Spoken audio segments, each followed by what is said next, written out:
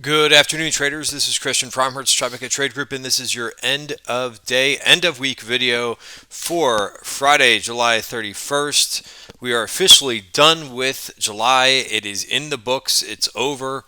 So, really, I think overall nice month, great month, and I will talk about P&L in a separate video. I'll send that out most likely in the beginning of next week. But put together a nice profitable month, and there was maybe a little bit ups and downs throughout the month, but overall, really nice. And so I'll comment on all those, points and things that I want to reference in terms of what trades went well, what didn't, what was the kind of key to success for the month. But stay tuned for that. For now, I want to talk about today's price action.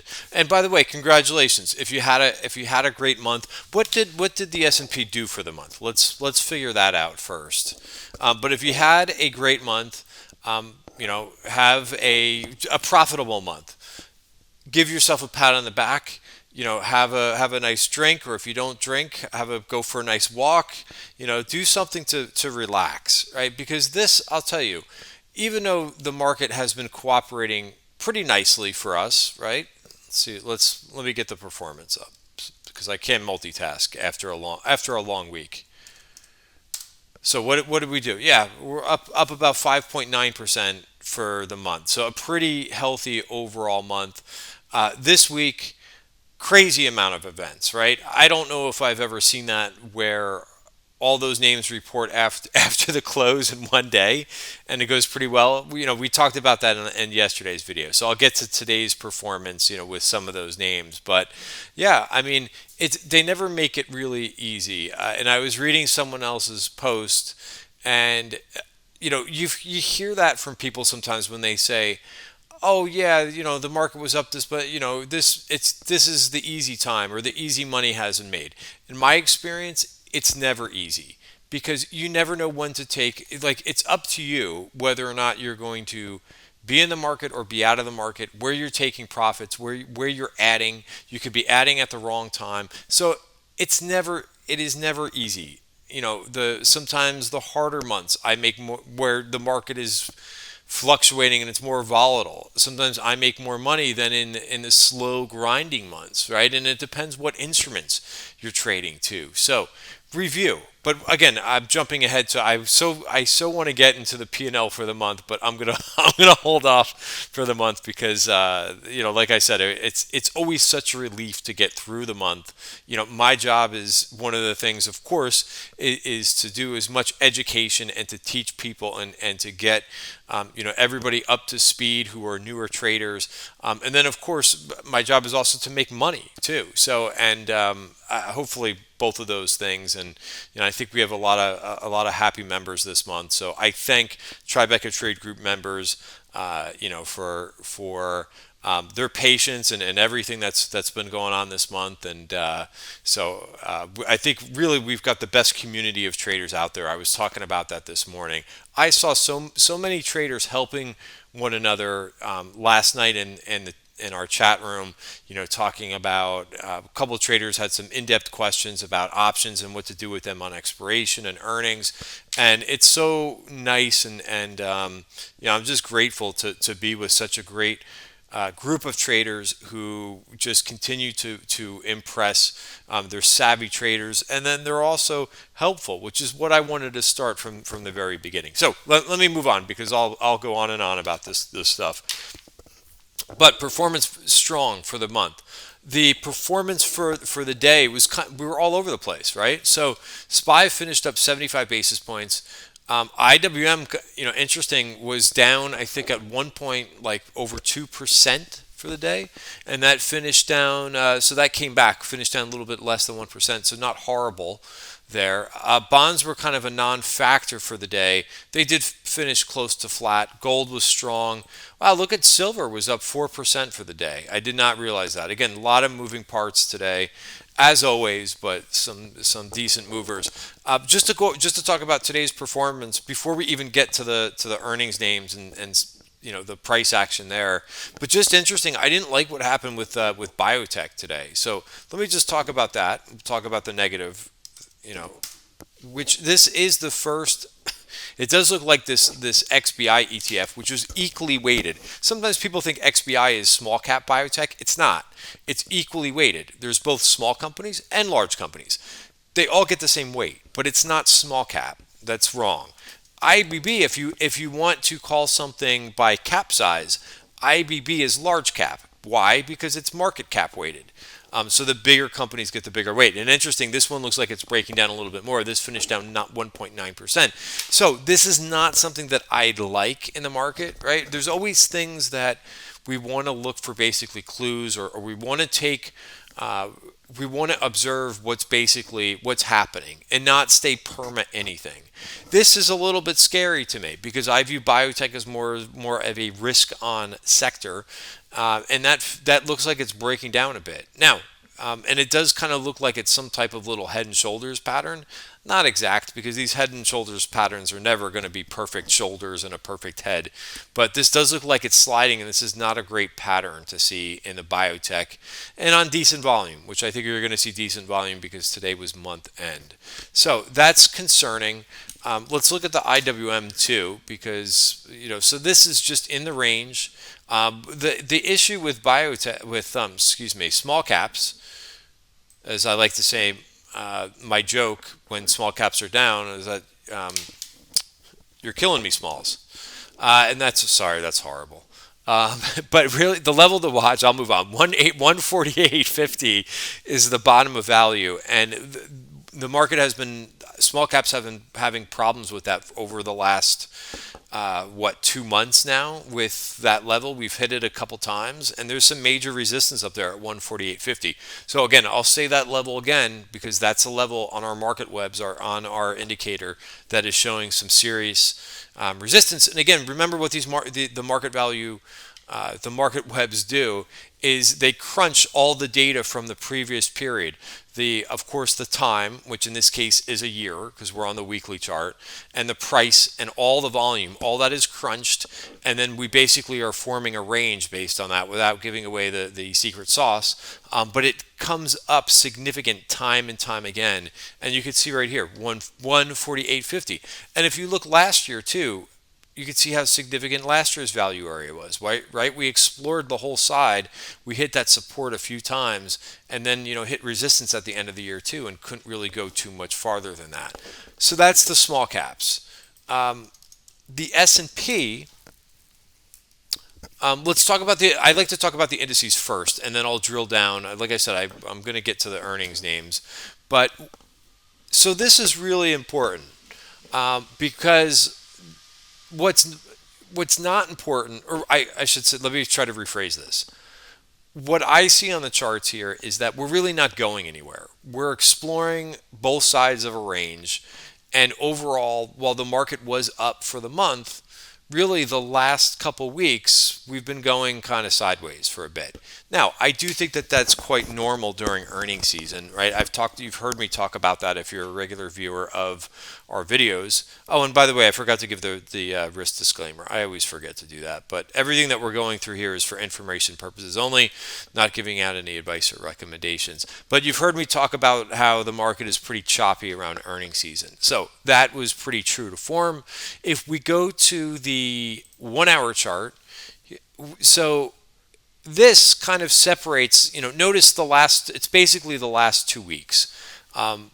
Even the week before that, we were exploring a pretty, tight range.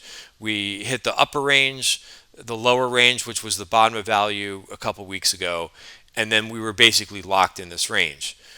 Notice that, right up until, so again, last week was in a range too. We basically closed right where we started the week.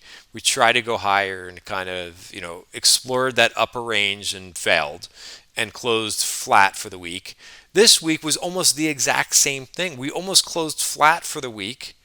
Up, if it was 12 o'clock this afternoon, we would have closed flat for the week, right? All the gains were made in the last couple hours. So there's a couple things to note here that are important if you're a trader. If you're a long-term investor, doesn't matter to you too much because you're staying the course most likely.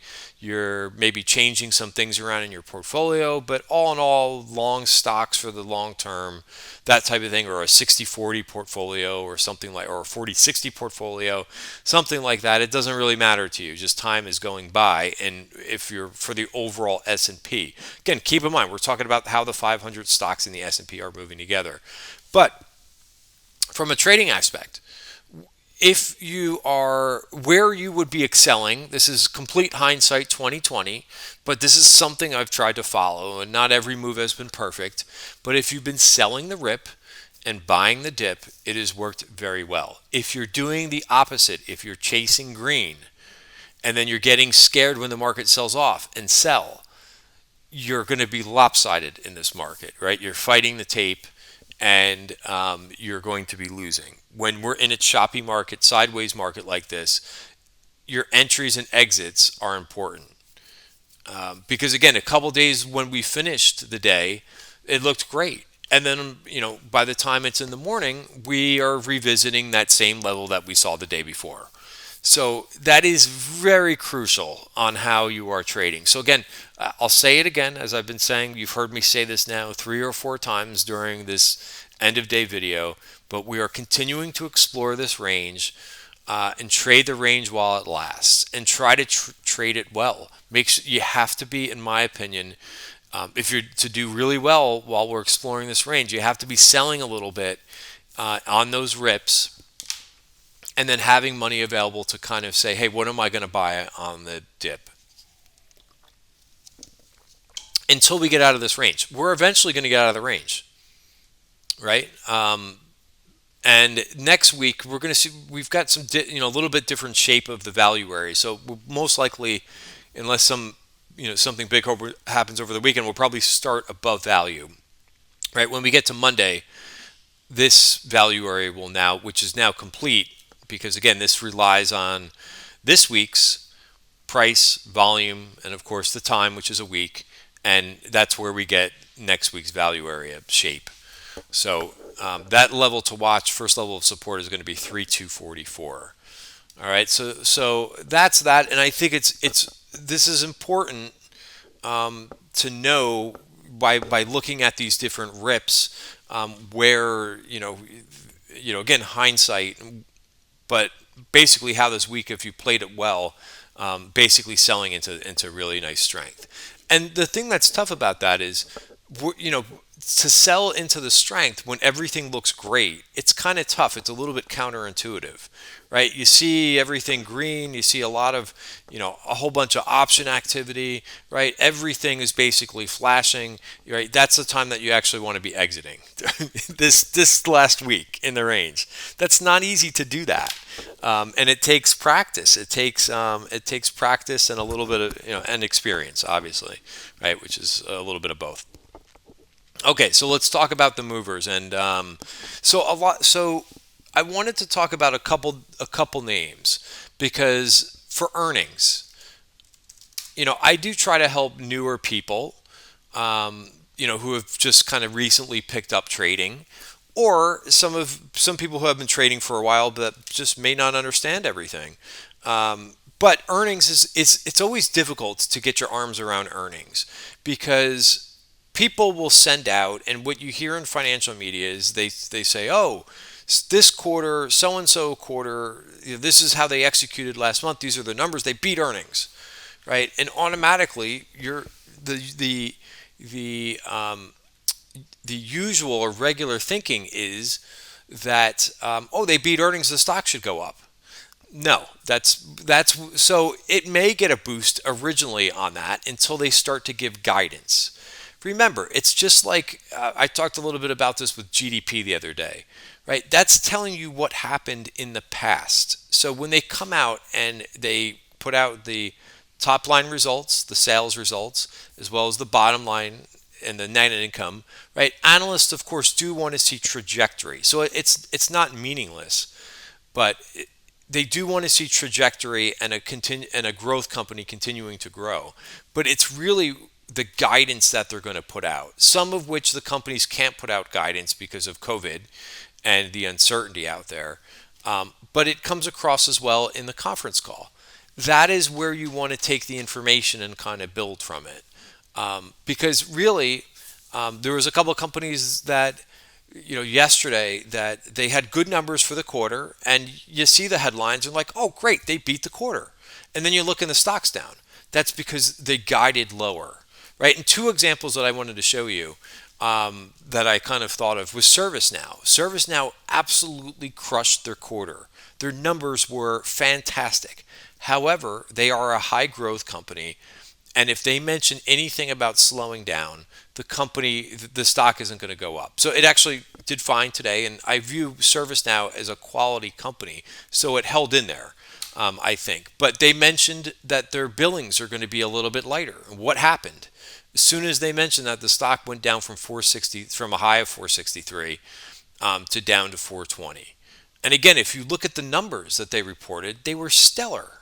But you mention anything about something like that in terms of guidance or in the conference call that something is slowing down, they're going to take down the price is going to fall, or at least in this situation, not go any higher, right? So that's that.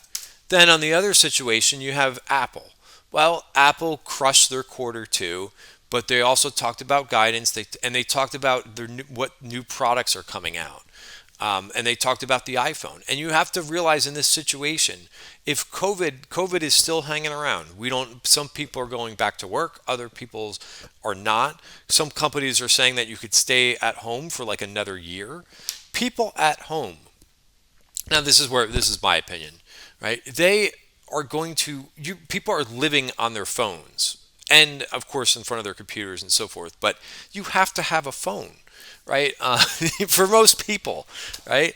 And if they're coming out with a new phone and they're only going to delay the release by a couple weeks of the new phone, do you really think people aren't going to upgrade their phone when they're on things like, well, TikTok was in the news, but they're on TikTok, they're on Instagram, they're on what are some of the other apps that are? They're on Twitter. They're on LinkedIn. You need to have a good phone to be able to do this. You need to be able to have Zoom on your phone and do so. There's no like, so that's why I think this has more runway to it.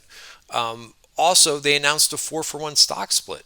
Now we know, and I went over this in the pre-market session, that stock splits make no economic difference, right? You're basically taking a pizza pie, and rather than if the pizza pie had 4 slices or 6 slices, now what you're doing is you're cutting the pizza pie in more slices. It's still the same pizza pie economically, but now you just have more slices. So you have a little bit more flexibility with buying shares. Now, does that really matter this day and age? No, because you could buy fractional shares if you want to at various different places. But investors still do like to psychologically see the stock price lower than 426, and they think it's a bargain, and they think, oh, I'm going to get, I can get the stock cheaper, even though it's the same company. It's just they're splitting the shares into, there's just more slices of the pizza pie in the same damn pie. But it is what it is. Investors still like stock splits. It's just one of those things. It doesn't change the economics, but it changes the perception. All right, so that's Apple, and that's why I think at this point, these companies, if any other companies announce stock splits, it's going to be perceived positively because more investors, I guess, can get in. So that's that, and that's two different things. Now, we also saw a little bit of a sell-off, in some names, in the first couple hours. My explanation for this, right? Newer traders are always looking for news. Oh, what did it? What I don't understand. What brought the market down? Well, if you're an institution and if you've been accumulating shares in Apple, Facebook, in Amazon, you're going to take some off the table, most likely. You have to think of things of always with the market in probability. So if it's a widely held name, right, meaning that a lot of institutional investors own the name, and they have a great quarter, there's going to be some profit taking. I think, unless they've done it so well and that their guidance is so great, like Apple pulled it off, that people want to buy more, right? It's a seesaw battle with who's selling and who can't afford to be out of this name. So obviously there was some buying in something like this, and more buying than selling. People wanted to hold on to this, so that's the situation. But yeah, the bottom line. I think earnings and earnings week is always a little bit. It's tricky, right? Because you don't just because you see everybody beat. You could feel it on Twitter last night. Everybody was doing victory laps. Oh, tomorrow's gonna be great. Da da da da da. Well, you don't know. So that's another thing with sentiment. When sentiment gets so bullish like that, it's usually a problem, and that's something that we're going to have to watch in the coming weeks, in the coming months, because there still has to be institutional buyers into this market, and really, and again, this is another point for newer investors. They think that it's always news driven. Oh, the stock market is down. What happened? What did they do? What was the news? It's really about the institutional investors. If they're taking money off the table, the market's going to go down, right? If they're selling out of their positions, the market's going to go down. If, on the other hand, they're buying like today, here's the other thing it's impossible to predict is there was like a $3 billion MOC imbalance, right? That's not, I'm sorry to say for Robinhood traders, that's not Robinhood traders, guys. That's not E-Trade. That's not Thinkorswim. That's your big guys. They have $3 billion. I don't even know what the whole app of Robinhood is. So that is going to move the market. Now, we don't know when that's going to happen, so we watch for signals and we watch for levels to trade against. But that's basically how the dynamics, a little bit of the dynamics of the market. So if you're always thinking, the other thing that I've come into contact with, and we went over all this in the thoughts ahead of the weekend member video, but if you're thinking that by default the market is supposed to go up every day, that's not going to end well for you. That's not how the market works. We've been blessed, right, by this market going up and the stimulus and everything else. But that's not how the market functions. The market just doesn't function to just go up every day. So you kind of have to think about that. And the reason why I'm going through all of these things is you have to control what you can control. What can you control? Your risk. So if this was too whippy of a week for you, with the moves back and forth, the other thing that you can control, of course, is your position size. If it's too much, if you're having too many swings in your P&L, then you're putting on too much risk. If you take a step back and pull back some of that risk, you're going to find that you're going to feel a lot more comfortable with some of these moves, right? And also being patient a little bit. Um, you know, what I've already talked about is this range. If you're not being patient and you're chasing things, and not leaving yourself room to add to a position, it's going to be harder for you. Okay, so that's a couple other things that I wanted to mention. We talked about the range, we talked about that, and then just finally a couple setups for next week. One of the things that I think a lot of traders liked was we played a lot of moves into earnings. A couple names that I'm watching for next week is Square. I think this is a nice looking setup. Notice it did not really trigger, right? I went through and talked about the Fastly trade. That the reason why this thing was so successful, one of the reasons why it was so appealing to me and successful, is because it basically followed the path of least resistance. It broke out of value not only on the 1 hour for the week, but if we go to the 5 minute, this was yesterday's value area to the left here. It broke out of value. It lined up very well on 3 different time frames, right? We go to the daily chart, it lined up over here.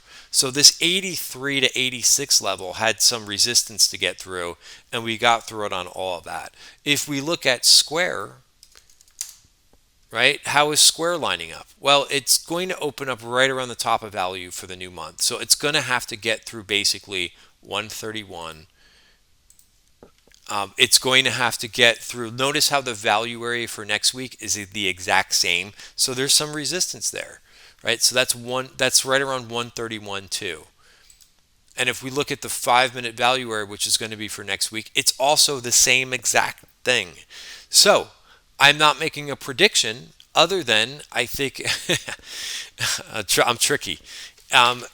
If I don't, let me put it this way: I want no part of swing trading square into earnings if it can't get above 131 and a half, 130, 131.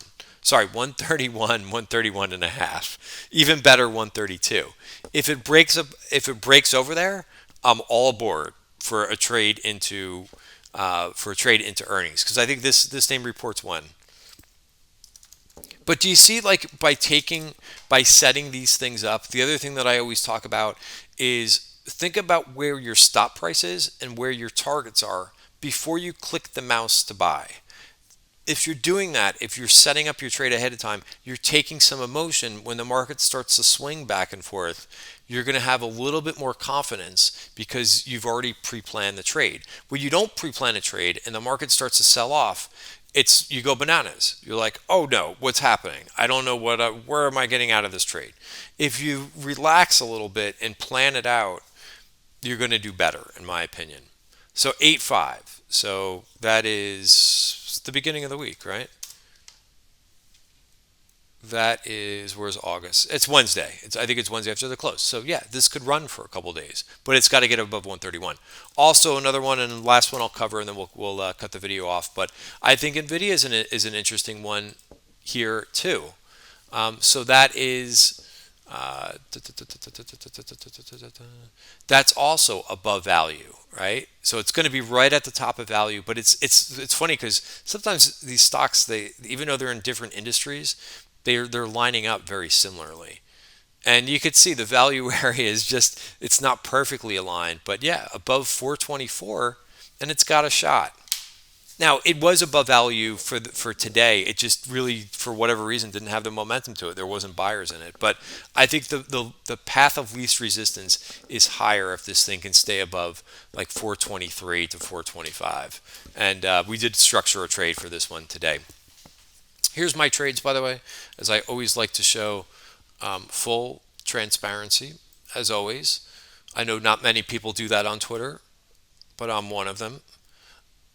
Here's our trades. Got out of our Apple trade very nicely, 490 for 184. That was the call spread that we set up. So again, much more than a double on that one.